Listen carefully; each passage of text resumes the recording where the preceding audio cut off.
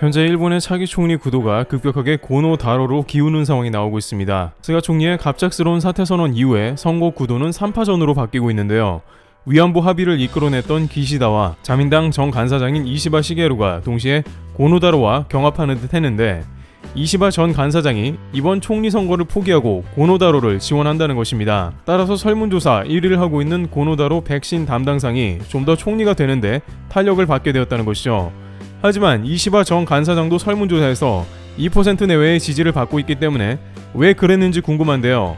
요미우리 신문은 이시바 파벌이 17명이라서 출마에는 반대하고 고노다로가 선택지에 놓였다고 보도했습니다. 즉 자신들의 파벌이 소수이기 때문에 이번에는 총리가 되기 어렵다는 판단을 하고 있으며, 이시바 간사장은 추후 선거에서 총리에 오르는 것을 노려야 한다는 의견이 나온다는 것입니다. 니혼게이자의 신문도 이시바파 내부에서 고노 담당상을 지지해야 한다는 주장이 확산하고 있다고 보도했습니다. 일본의 선거는 내각제로 국회의원들이 총리를 뽑음으로 이와 같은 파벌 경쟁은 선거에 있어 매우 중요한 요소입니다. 게다가 일본 국민들도 고노다로로 인해서 일본의 백신 접종률이 올라갔다고 믿고 있는 상황입니다. 실제로는 백신 공급은 그가 잘해서 그런 게 아니고, 이제 미국이나 유럽이 백신을 거의 다 맞아서 단순히 백신이 일본에 공급이 많이 되었기 때문이며, 오히려 그는 백신 접종 초반에 화이자 CEO와의 대담에서 장관인 당신이 나오지 말고 일본 총리가 직접 나와야 상대해주겠다는 굴욕까지 당했던 것입니다.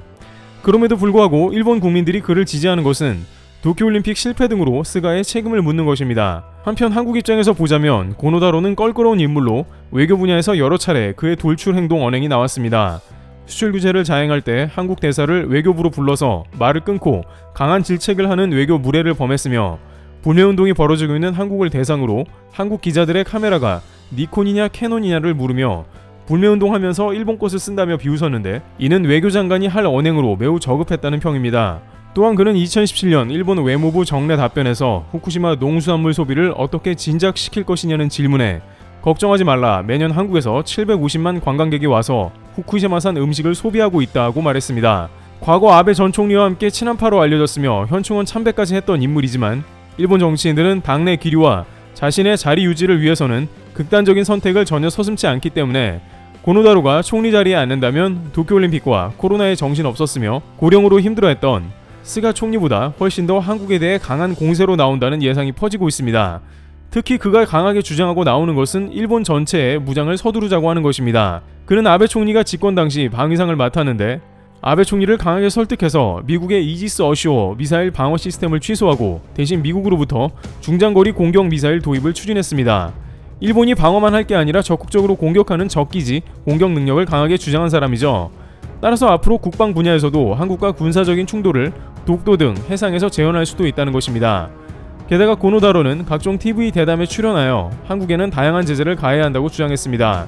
이는 자민당 고위급 정치인들은 오랜 기간 한국에 해왔던 이야기인데, 현지의 일본인들에 따르면 일본 정치인들은 한국에 IMF를 불러온 것이 일본이 차관을 빌려주지 않은 게 큰 원인이 된 것을 알고 있고, 이것에 대한 향수가 있다는 것입니다. 그들은 IMF 때 한국이 부도난 게 매우 인상적이었다고 합니다. 즉 일본 자본이 없으면 한국을 무너지게 할 수가 있다는 확신을 가졌다는 것입니다. 그 이후로 일본 자민당 고위급 정치인들은 언제든지 한국 경제를 파탄낼 수 있다는 확신이 있었으며, 2019년 수출 규제도 사실 갑자기 이루어진 게 아니고 거의 몇 년 동안 자민당에서 논의되어 온 것이었습니다. 그들은 일본의 반도체 회사를 밀어내고 세계 최고가 된 삼성전자와 한국의 경제 성장을 보기 싫어했으며, 외교 문제가 있을 때마다 삼성을 쳐서 한국을 무너뜨리자는 논의가 있어 왔던 것입니다. 그러한 성향은 고노다로에게도 연결되었으며, 그는 각종 TV 대담에 출연해 한국 경제 제재를 논했습니다. 그러면서 그가 언급한 것 중 하나는 한국과 일본의 통화 수합을 금지하자는 주장입니다. IMF 때처럼 한국에 외환 위기가 올 수 있으며 일본은 절대 한국과 통화 수합을 하면 안 된다는 겁니다. 하지만 한국은 이제 일본과 통화 수합에 대해서 거의 영향받지 않고 신경도 쓰지 않는 문제입니다만, 일본에서는 여전히 제2의 IMF 사태가 한국의 외환 부족으로 인해 일어나기를 기대하고 있는 것입니다. 그런데 현재 한국에서 들려온 한 가지 뉴스에 대해 일본에서 더욱더 민감하게 반응하는 일이 생겼는데요. 바로 한국의 SLBM 잠수함 미사일이 전세계에서 8번째로 개발되었다는 소식에 크게 놀란 것입니다. 일본의 많은 누리꾼들은 한국이 왜 잠수함 미사일을 가져야 하냐며 강력한 항의를 펼치고 있습니다. 베스트 댓글을 받은 누리꾼은 한국의 SLBM 개발 소식이 이상한 것은 SLBM이 핵탄두 탑재를 위한 것인데, 이를 개발했다는 것은 앞으로 핵무기를 잠수함에 탑재하겠다는 의미이고 방어용 무기가 아니다 라면서 한국이 일본을 공격할 수가 있으므로 미국과 일본은 한국에 경제 제재를 가해야 한다고 말합니다. 한 일본 네티즌들은 이것은 마치 아이가 총을 가진 것과 같은 것이다. 미국은 이들을 제재해야 한다 라고 합니다. 지금까지 한국에서 무엇을 개발했다고 하면 과연 한국 기술로 그게 작동이나 할까 하며 비웃었던 일본인데 한국의 SLBM 개발에 대해서는 정색하면서 크게 우려하는 모습이 나오고 있는 것입니다. 특히나 한국 미사일 지침 해제로 사정거리는 이제 수천 킬로미터까지 발사 가능한 상황이기 때문에 한국이 핵잠을 운영할 경우 태평양 어디에서라도 일본을 공격할 수 있는 능력을 갖춘 것입니다. 일본 누리꾼들은 일본도 헌법을 개정해야 한다. 일본도 SLBM과 핵 탄두를 갖춰야 한다며 다급해합니다. 또한 앞서 논의된 고노다로가 차기 총리가 되면 한국의 경제 제재와 수출 규제를 내려야 한다라면서 한국에 고강도로 대응해줄 것을 주문하고 있습니다. 그만큼 이번 한국 SLBM이 게임 체인저가 된 것입니다. 실제 한국은 SLBM 현무급의 미사일을 탑재할 것인데 이는 이미 전술핵 정도의 파괴력을 갖춘 것으로 전해집니다. 하지만 일본은 한국의 SLBM을 가졌다고 해서 미국과 함께 경제 제재를 한다는 것은 꿈에 불과합니다. 미국은 지난달 국무부에서 한국의 정밀 유도 부품을 판매해 미사일 탄도 부분에 장착이 가능하게 했습니다. 물론 군 기밀이기에 알 수 없는 일입니다만 한국형 SLBM에도 정밀 레이저 유도 부품이 장착될 수 있고 이는 접근하는 적들을 훨씬 정밀하게 타격이 가능한 능력을 보완할 수 있음을 뜻하고 있습니다. 즉 미국은 한국의 국방력을 강화하려고 하고 있으며 한국이 핵잠까지 만드는 단계에 왔으며 SLBM까지 탑재가 가능해지자 이제 동북아에서 한국의 화력에 힘을 더해주는 모습이 나오는 것입니다. 물론 군은 이에 대해서 SLBM이 개발 완료되었다고 발표는 했는데 세부 사항은 말을 안 하고 있습니다. 일본에서는 이러한 다소 찜찜한 한국 국방부의 SLBM 발표에 대해서 미사일 지침 해제가 되자마자 수천 킬로미터 발사 가능 현무 미사일을 내놓더니 이제는 또 SLBM이냐며 음모론을 제기하고 있습니다. 이미 한국에서 다 개발을 완료해놓고 뒤늦게서야 공개한 것을 미국이 알아야만 한다는 것입니다. 한미 미사일 지침을 사전에 한국이 어겼으며 그에 대해 미국이 적극 뒷조사해봐야 한다는 것이죠.